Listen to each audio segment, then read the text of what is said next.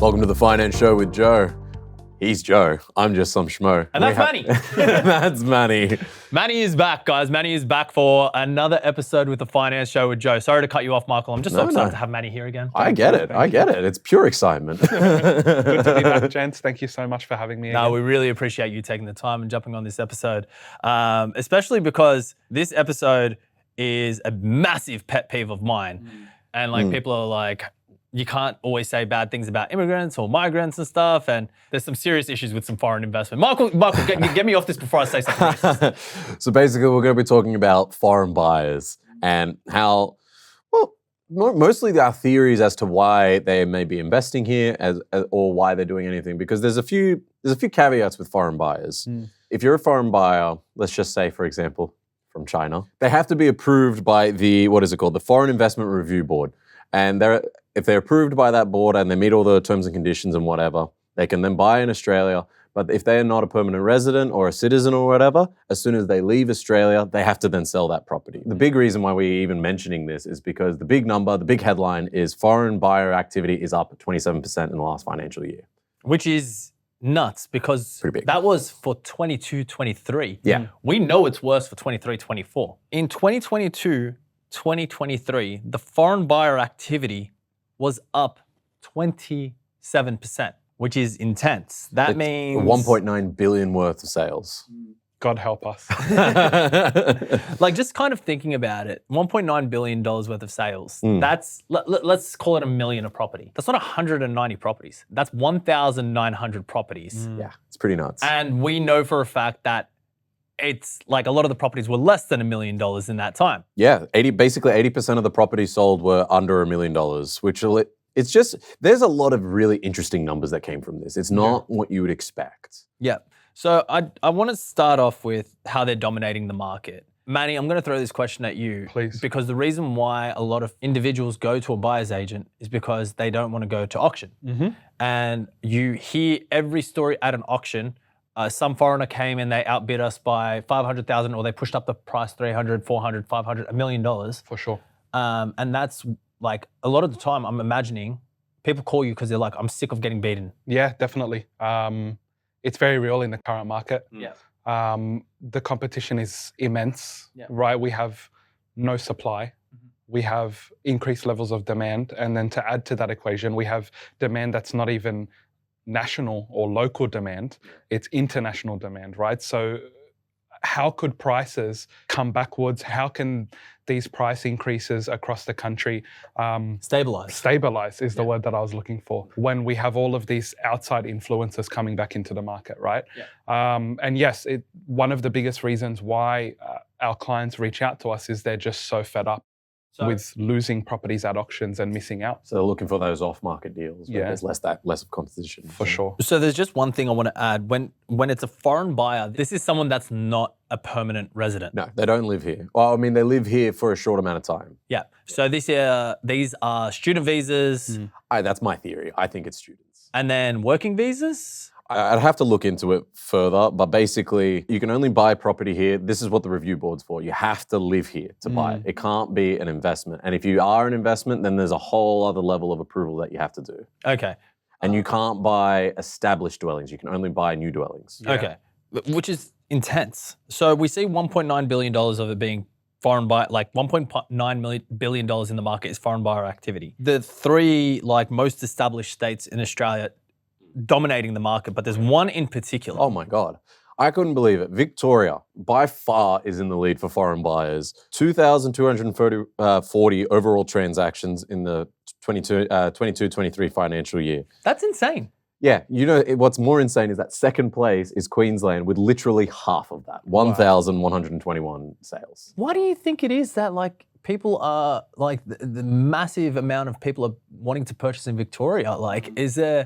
There's good uni there. There's good unis. Some of the best in the world. Is it because there's more opportunity? Is there more properties for sale there? Yeah, I think the supply levels in comparison to other cities is a little bit more comfortable in Victoria, I would say. What do you mean by supply levels? Well, there's no shortage.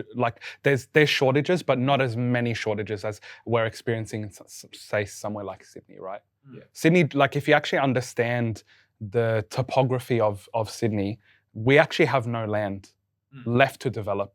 Right? You have the coast, eastern suburbs. Once you get to the sand, you can't keep building into the ocean. Going, Watch us try. Lebo developers. do a Dubai thing. They'll do it. They'll build do the sand things. That's what they did in Singapore. They did reclaimed land on Marina Bay Sands. Where else are they going to go? Exactly. That's it. But yeah, as you were saying. Yeah, so you have the Blue Mountains. Like once you get past Penrith, you hit the Blue Mountains, obviously naturally landlocked. Past the Shire, you have the Royal National Park. So in between Sydney and Wollongong, it's just National Park, which is undevelopable land. The Greens aren't going to be happy if we try and knock that down. No, for sure. Well, I mean, we should really just be expanding and not making Sydney this giant urban sprawl that it already kind of is. Yeah, that's true. That's definitely true. So no, that does make sense. So that's Victoria, 2,240 homes, Queensland, 1,121, New South at 650. Okay, so that's, roughly 3,700 transactions there, which is an intense amount of, foreign buyers coming in. Just seeing Victoria, it's just seeing it so high and just seeing the dollar value of the transactions. First of all, the developers there must be cheering. Oh, absolutely. Absolutely. Well, because Victoria's it has built the most houses out of any state in Australia, which is probably leaning towards that. Yeah. It just is what it is. They've built the most. Houses or dwellings? I only saw dwellings. Okay, so I don't know if they're apartments or houses. Okay, because I thought to myself, like if it's houses itself, like land size wise, Victoria is smaller than New South Wales. It's like twice as New South Wales is twice the size, and Queensland's like more than twice the size. And then Queensland's like 4 times the size. Yeah. Queensland's massive. Yeah. Yeah, but it's just really eye-opening to see these numbers. The next number that really jumped out at me from the foreign investment report was properties under $1 million dominated the market as well. 80%. Yeah. So that means that these were definitely apartments. Yeah. Oh, for sure. Which is why I think they're students. Yeah. They're buying an apartment, or their parents are buying them an apartment. They live there for the duration of their degree or whatever they're doing, and then they go. Because another one of the rules that foreign buyers have to abide by is that once they leave Australia, they have to sell it. Yeah. And if all these new things in Victoria are apartments, that makes sense. Yeah. You can buy that apartment under $1 million, and they're not allowed to buy established properties, so they have to buy new stuff. So if these are new apartments, again, that just sort of makes sense, doesn't it? Yeah. For sure. Are we seeing like a little bit of a Dubai thing here where like they're just kind of opening the taps and they're just like, yeah, foreign investments, but buy the new buildings, you can't buy any of the established stuff? I wouldn't know. I think it's a bit different because like Dubai and stuff, they've got a very limited population and like they've also got special privileges if you're a citizen there, right? Am I wrong in saying that? Yeah. Why do you think it is that people are wanting to move and invest so much in Australia? I think Australia in the global scene, right, it's pretty much a safe haven. Yeah. Our property market in comparison to, other countries across the world is actually a very safe property market in terms of what we've sort of experienced historically over the years, right? If you have a look at the data, it's something like over the last 50 years historically, our properties all over the country have increased by 8 to 10% per annum year-on-year growth. Yeah. Taking into the mix, obviously, these are houses and apartments, and capital cities, regional areas. It's the percentage altogether, but it is a very safe bet for a lot of these overseas investors, right? One thing that I've actually started to notice since COVID, or since after COVID, so 2020 to now, is a lot of buyers agents and mortgage brokers have been specializing with helping Australian expats purchase property and get financing in Australia. That makes sense. They've built businesses around helping people that have, moved from Australia to, let's say, Hong Kong, right? And they're buying properties. They live in Hong Kong, they earn money in Hong Kong, but they're buying Australian real estate from overseas. Right? So they're Australian citizens. Yep. Become permanent resident in Hong Kong. Yep. And then they're buying the property, they're taking their money out of Hong Kong and they're putting it back into Australia. Is that what you're telling me? Yeah. So expats, right? So they've lived once upon a time, lived in Australia, moved overseas, whether it's Dubai, whether it's, Hong Kong or Singapore for work opportunities, but they're just buying properties here in Australia. And these buyers agents have built businesses to specifically help these people invest back into Australia. Is the foreign market, like, I know this is a stupid question, but I kind of want to get this in the episode. Is the foreign market pushing the prices up? think it's a factor that's Yeah, pushing the in prices all- up. I don't think it's like the sole reason or anything. Yeah, but like, we go to auction, we see, the foreigners that are there, the immigrants that are all over there and stuff, and they're just, they're the ones that are usually winning these auctions. Yeah. Yeah, but at the same time, you said that the last auction you went at, it was a Greek guy who'd clearly been living here for ages, and he bought it out. I think it's more like if you're already established here, that gap is widening. But the person that was bidding up against him was 100% a foreigner that couldn't speak English. Oh, there you go. Like, and I'm not trying to be racist here. No. It was, they were there. It was a Yeah, Chinese man, his family, and they're sitting there, and they're the ones that are pushing the price up. Yeah. I think it's working in tandem. Like all those, so foreign investors are clearly interested in buying. They have the money, so They're willing outbid. to overpay for the property too, Exactly. which makes it difficult. And then people who have already got properties and for whatever reason they can, whatever strategy they have, they're also increasing their portfolios. Do you think restricted supply has anything to do with this? Yeah. 100%. I mean, we've had a restricted supply for some time in certain markets in the country. The government is missing in action. At the moment, right? They're not doing anything to This sort of is state and federal. Yeah. Well, they're not doing anything to sort of incentivize. There's been little incentives. Obviously, the increase in first home buyer policy and stamp duty exemptions and playing around with that to help first home buyers get into the market. But in the grand scheme of things, there's really nothing happening to increase any supply, right? And when we're constantly seeing demand pressures from foreign investors, from East Coast investors trying to invest in Perth, that's one thing that I also want to touch on. There's demand is increasing month on month. Days on market are reducing. Properties are selling quicker, and that's because we there's no supply levels. Yeah. So when you're comparison. when you're talking about supply levels, are we talking about established properties that are approved or off the plan properties that are approved? I think both. Because the foreign investment, like as you said, it has to be a brand new property. This wipes out so many people that want to buy a brand new apartment. Yeah, they can buy off the plan, and they specifically do it, even if it's land and house packages. Yeah. I remember, I think you and I were working, this is 4 or 5 years ago, I think we were working the same suite. I was the broker in there, Manny was the agent. And we would have these foreigners come in and they would buy 4 units at a time off the plan. Like not even blink, they'll be like, okay, No I want 1, discount. 2, 3, 4. Yeah. Not even ask for a discount. I want these 4, I want to buy these. I don't care how much it costs. Just That's what it was give it to like. me. Yeah. That's what it was like. And it's just, I think we're doing a disservice to a lot of young Australian kids because I think there was a TikTok the other day. Some girl was like, I've got $100,000 in savings. I can't buy an apartment.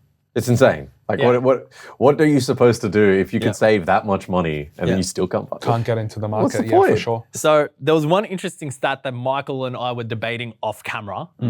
And Michael was like, only 20% of the people that purchase. Tell everybody. Okay, so most of the foreign buyers are not millionaires. About 20% of them are. Okay. But we were saying how that's kind of like a logical fallacy. Yes. Because I thought about it immediately like a school mark. 20%, that's a fail. So clearly... Like you did not do well at school. Yeah, you did not do well in school. Yeah. That's not a majority. That much I know. Yeah. So I was like, oh, okay, clearly not that bad of an idea, but for 20% of those things, Like, a lot of millionaires. I'm just gonna add it all up, right? So we've got 2,240 Vic, right? You got 1,121 New South Wales, so that's already 3,361. You add another 650, so that's going to be 3,000. No, it's actually going to be more than that. It's going to be 4,011. Okay, 4,011 of the transactions were foreigners. If we take 20% of that and we make them millionaires, that's 800 millionaires making transactions. Human calculator over here. I was gonna say, live math, that's what everyone's here for. No, but 800 millionaires, that's a lot of like just new money coming into Australia. Like that is an intense statistic. I love how the article tries to downplay it. The article's like only 20% of the people that bought were millionaires already. Yeah, but after they buy these properties, I know, Michael, even a schmo knows that their property is going to grow in value significantly. You'll literally buy anywhere in Australia, you're going to make money. Yeah, and it's going to, if they're not a millionaire yet, They it's will going be. to make them a millionaire quite quickly. Which brings me to my next point, Yes. which I wanted to bring you in on. Perth is trying to limit this. Yeah, so I was on the phone to a land developer in Perth recently, trying to acquire some opportunities for our clients, right? Not all of our investors are investing in brand new house and land packages. Majority of them, I'd say, we're buying established properties for. But from time to time, we do get an investor who wants to take advantage of land and building, right? So I was on the phone calling around all of these land developers in Perth. And you know what the first question they asked me? Is it an owner-occupier or an investor? And I said, okay, well, it's an investor, but why is that relevant? And they said, oh no, if it's an investor, we can't help you. We don't have any more allocation for investors. So they're actually limiting the amount, which I think is a good thing. Yeah. I think it's a great thing. But they're limiting the amount of investors that are buying up these land estates because they want to maintain a percentage and a higher percentage of owner-occupiers coming into these markets. So is that a state law or is that just the real estate agent making a rule? No, I don't think it's a law. I think it's I would say it's council restrictions and requirements, but also land developers, right? Because at the end of the day, let's say you have, an estate that you've built as a land developer, and 80% of that estate is investors. That becomes an issue because you have people not maintaining their properties. You drive through the physical, the physical appeal or the physical look of that estate is not as nice because people aren't maintaining their front lawns and there's trash everywhere and there's bikes. Not saying that renters are bad, but when you have a majority of owner occupiers in a suburb, people take pride in the property. Yeah, it's yours. Correct. Yeah. And historically, right, what are the areas that have performed well in the market? You look at different suburbs that have outperformed and continued. It's the owner-occupied market, right? Yeah. I said it on the first podcast, owner-occupiers are record breakers. Okay. They're the ones that come to the auctions, they'll overpay for the property because they take pride in where they want to live. And they want their kids to go to this school and they want their kids to have public transport and they're looking for certain, attributes in a suburb. So they want to make sure they're in the right catchment, they're in the right zone and everything. Correct. I actually never thought of that. Like my brain is just how much money can you make? Oh, it's all investment for you. but that's me. Like it's always been about how can I help people? How can I get them to make more money? I'm never sitting there thinking about end user, where they're going to live because, myself, I've lived next to train tracks before with the trains flying past at, 2, 3 in the morning and the people underneath me would always cook this food and the food would seep upstairs. As long as I had a room, I was happy. But in this particular situation, I'm not actually thinking of that. I'm not thinking to myself, you know what? If I live in an area where it's majority owner occupied, the property itself is actually going to be better. It's not going to be McMansions, as I like to call them, where you're buying these house and lands for 650, 700 and, it's a buy one, spit one out kind of thing. It's serious, okay, this is what we want. And it's really cool to actually see Perth do that. They're like, no, if you're coming here, you're investing here, you're going to be growing here. Contribute to the city or the LGA or whatever. Yeah, for sure. Do you think then East Coast cities are just kind of being greedy about this whole thing? Like, do you think that's coming into it where we're just like, yeah, we don't really care, buy, sell, just as long as there's more investment and more money coming through? I think that's genuinely true. There's a lot of people back in the 80s, they land banked. I rent right now off the Perich family. The Perich family own all of Oran Park. Like, Oran Park? Yeah. That's theirs. Okay? Oh, wow, okay. That's theirs, okay? Every building, every development, every house and land package, everything, the contract of sale is coming from the Perich family, okay? I think they're Lebanese or they're Croatian or something along the lines of that. Croatian or Lebanese land developer to say it ain't so. No, right? We haven't seen them before. No one. But I genuinely think because they've, now they're at their exit stages where they're like, I don't want to focus on building, developing anymore. I want to enjoy my money. Yeah. A lot of it. But I want to enjoy that stuff. They're thinking to themselves now, okay, who can I sell to? I don't mind. If I could do land lots, if I could do house and land packages. Yeah, like they're done. They got theirs. Yeah. One interesting thing that I've always noticed as well with the bigger land developers that bring to market better estates are always very picky in term, and they actually have like certain restrictions in the contract of sale that you can't build the same sort of facade. Like every house on the street needs to be a different facade, different color. You can't just copy and paste and just build you know, McMansions. McMansions right Yeah, next to yeah, it. yeah. And it's a good thing. Yeah. It makes things harder. But as an investor, right, if we can buy in an area like that, you'll do well in the long term. Oh my God, because I'm living in Elizabeth Hills right now, which is right next to Cecil Hills. Yeah. I'm living with my mum. When I first got there, I missed the house so many times because I couldn't tell they it all look apart. the same. They look Edmonton exactly Park. the same. There's no trees or anything, so there's no like distinguishing feature. Yeah, Nothing. No, it's just Wait, so copy you and walk or like drive straight past the house? I drove straight past it like 3 times. My granddad ended up painting the archway in front of the door green just for something to stand out. But in the dark, that green, I can't see it. So when I come home from work, I don't know. I know now because of the habit, but walking into someone else's house. Oh, legit, my dad did. he tried his keys on the next door neighbor's door. Yeah, because he just assumed it was his house. Like you had to go paint the archway green. My mum calls it. Walked into another house. Yeah, my mum calls it the Truman Show. That looks all like that. Oh, really? Yeah. It looks nuts. I hate looks like Burbank. And you literally drive into the next suburb, Cecil Hills, more established, way different houses. It's complete. The vibe is So totally different. For sure. And it's good to see that they're doing that activity in Perth. It's great to see that they're coming back around and they're just like, no, look, if you want to buy here, you have to live here. And I think that's a lesson learnt from previous decades. If you guys remember back in the early 2000s, you might have been too young for this, but you and I were literally just coming up. Perth was the thing because of mining. Yes. And then 2014, iron ore, like China was like, no, we've got enough iron now, thanks. Yeah, see you later. Boom and bust. And it dropped like 60%. Yeah. And then we had, because this is when I first got into mortgages, homes and stuff, and just learning about the market. I'll never forget, valuation done 2008, property was worth 2 mil. Yeah. Valuation done 2015, 500,000. Yeah. And they had a mortgage on it. And you can't get out of it. They can't sell and get out. Yeah. The interest rates were higher. And they were just sitting there and they're like... Vacancy rates were through the roof too. Yeah. So I think Perth is remembering that. And they're like, let's think longer term. And this is where the foreign investment comes in. And I'm scared to look at next year's statistics because you see a lot of the sporting events, and we've mentioned this on a lot of episodes for Perth. They're doing the UFC. They did the WrestleMania, not WrestleMania, the Elimination Chamber there, 70,000 person stadium, State of Origin last year. Yep. They're investing a lot because it's the same time zone as China. Like, I think we're going to see numbers that are higher next year. Yeah, for sure.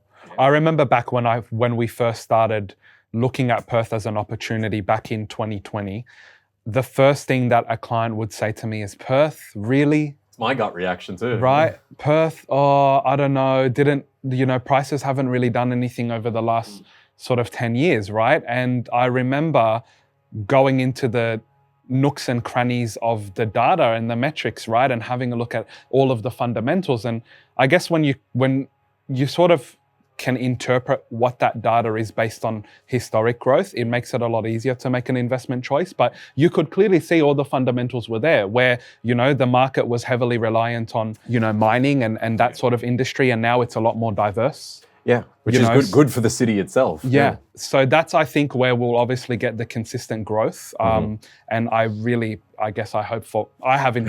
personal investments in Perth, but also clients, right? I hope we don't see a repeat of what we saw in between 2008 to 2014. But things that like limiting the amount of investors in these newer states, you can't do anything with established properties.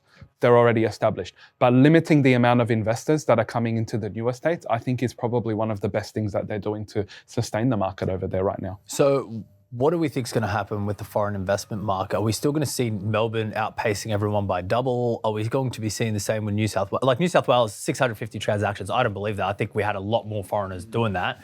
Not believe it as in statistics-wise. I just think it was people that recently became permanent residents bought in New South Wales. Yeah, but I don't think that counts anymore as a foreign buyer. Yeah, but you go. I wonder if that also counts as Australian expats, people that have moved to Dubai or Singapore or Hong Kong, right? If they're a citizen, does that count as foreign investment too? Yeah, this is something we'd have to actually do some research on. I think the biggest thing, and I did it on that bloody TikTok that went viral, where I was kind of sitting there and I was like, the median income is 92,000, but the median house price is 1.6 mil, something along the lines of that in New South Wales. Yeah. Just have a think about that. in Dubai, you could actually afford that because you don't have tax. But if you're on $92,000 a year, your take-home income 70, Yeah, roughly. roughly that, 22%. Yeah. Let's call it 70K. And then after that, I think it's higher than that. I think it's 25%. And then you got to pay Medicare and possibly HEX. Almost definitely hex. Everyone's gone to uni. So let's say your take-home income $70,000, and then the median house price is 1.6. Well, if your deposit's even 30% and your mortgage is 1.2 mil, that means your repayments are going to be 7,500. You genuinely can't afford it. Yep. And even if you have a dual income, you still can't afford it because groceries, buffer rates, like anything. Even if you have a credit card.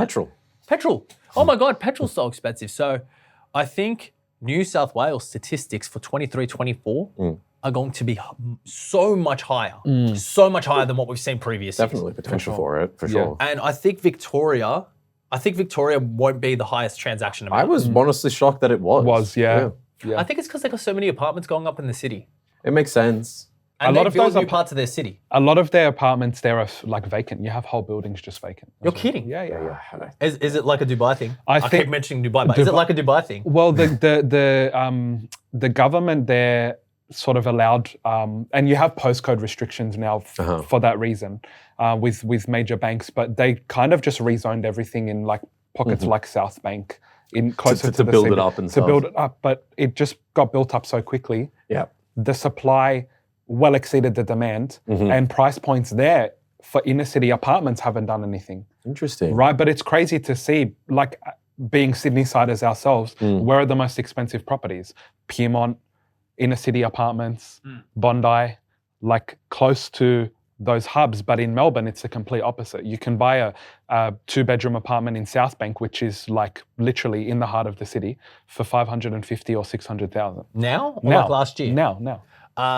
My friends did the exodus from Sydney to Melbourne. Yep. 2018, 2017-18, everybody was moving to Melbourne because the house and land packages were so cheap. Yeah. They bought, I think it's close to Essendon, which is close to the airport. Yep. Which realistically, anyone that's been to Melbourne that's a 20-minute drive from the city. Yeah, for sure. If you live 20 minutes away from the city in Sydney, your house is worth $5 billion. I was going to say, 20 minutes from the city, you're golden. I'm trying to think of a suburb that's 20 minutes away from the city that's not worth like 5 mil or something like that. But they bought house and land, townhouse, beautiful townhouse. They bought it for $780, and that's gone up to like $950. Yeah. And I think the thing with Melbourne is because they don't have coast like we do, they don't have beach. The only beach they have is Brighton or St Kilda, and they're not beaches. Yeah. They're, The sand is rocks. yeah, the sand is rocks, literally. But I think because they can sprawl a bit more than what we can, I think that's why you get a lot more of the foreign investment. And plus, they've got a better city. Like, I can harp on Melbourne. In terms of like living. Like, I can catch a tram. Is that what they call it? Yeah. Yeah, the tram. I don't know. It's an old defunct device. But you could catch a tram and get... Light rail, if you want to call it I had to. If I'm giving them a compliment, I've got to throw in a stab. Yeah. But they've got some weird thing. And I think that's why you get a lot of the foreign investment there. You're like, I'm 20 minutes from the city, and their airport's 24 hour. Ours isn't. Yeah. And That's that's because it's so far away from the city, whereas Yeah. ours is right in mascot. Yeah. But I think now that I think the Oran Park airport, not Oran Park, but Badger East Creek. when's that opening? 2025? Yeah. So I think once that opens, that That'll whole be- area isn't going to spike. I think it's going to like explode in value. Okay, touch wood, explode. I'm Lebanese, I get it. But it's going to grow at an exponential rate, and I think that is why we're starting to see those areas. Austral has gone crazy, and I can't wait for next year's data because I think New South Wales is going to have the most amount of foreign investment out of all of them. Yep. I think I'm surprised it wasn't already. these are my predictions for next year. New South Wales is going to have the most amount of foreign investment. You're going to see it, possibly double Melbourne. Yep. Because you're having a lot of Melbourne investors leave the market because of some new tax that they're bringing in. I'm not up to date on that one. I don't deal with Melbourne much. And then I think Queensland is going to be close third, or if not beat Victoria, because I think Queensland, everybody sees the Olympics. Everybody sees the I was literally about to say sure. that. Yeah, I reckon everybody's- Queensland will be top, Yeah. personally. I think the infrastructure projects. Yep. You've sold a lot in Queensland recently, haven't you? Yeah. We've always been in the market. The issue with it right now is it's getting to a point where it's becoming unaffordable. Wow. Yeah. Even Queensland. Yeah. Like you can't get a house and land package in a good quality area for less than $750 now.